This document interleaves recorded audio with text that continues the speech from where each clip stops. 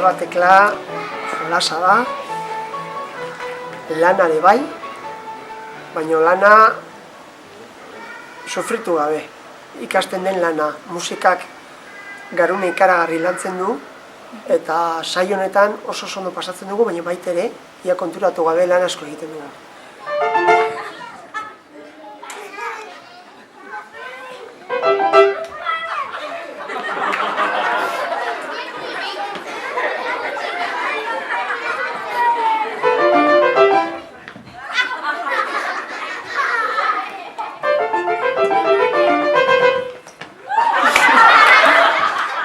Bana, ezkerrak bien ez dituzten.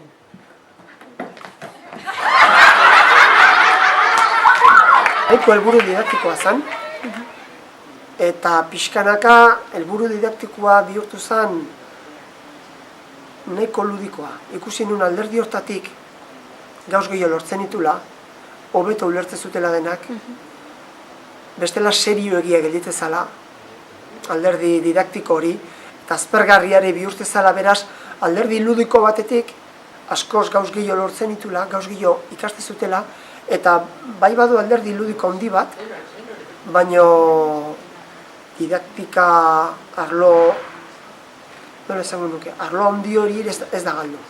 Nik nahi nuela hasiera batean.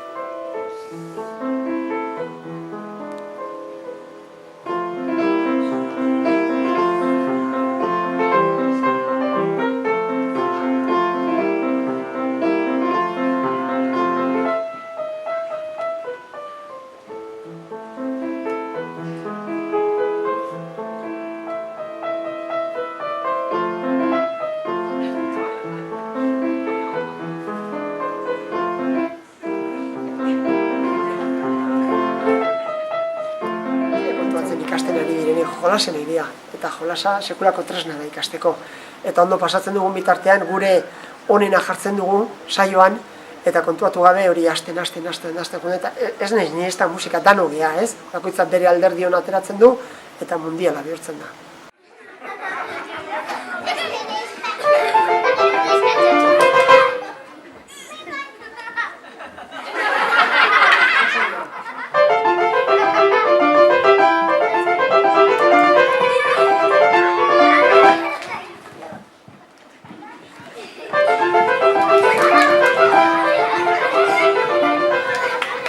Kontzertu baten behar ditugun ohiturak ere lantzen dira, hau da isiltasun bat, jarrera bat mantentzea.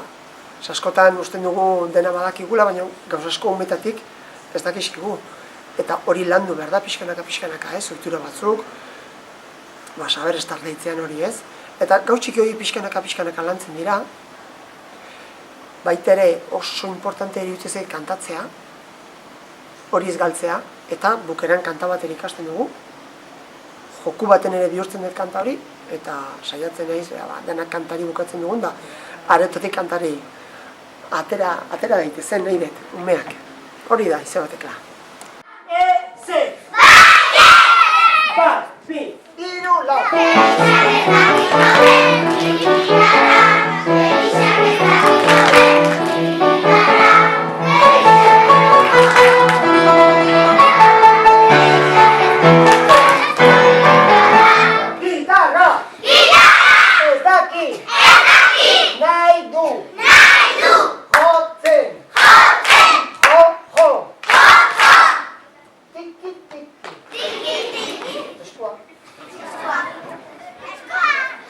Felicia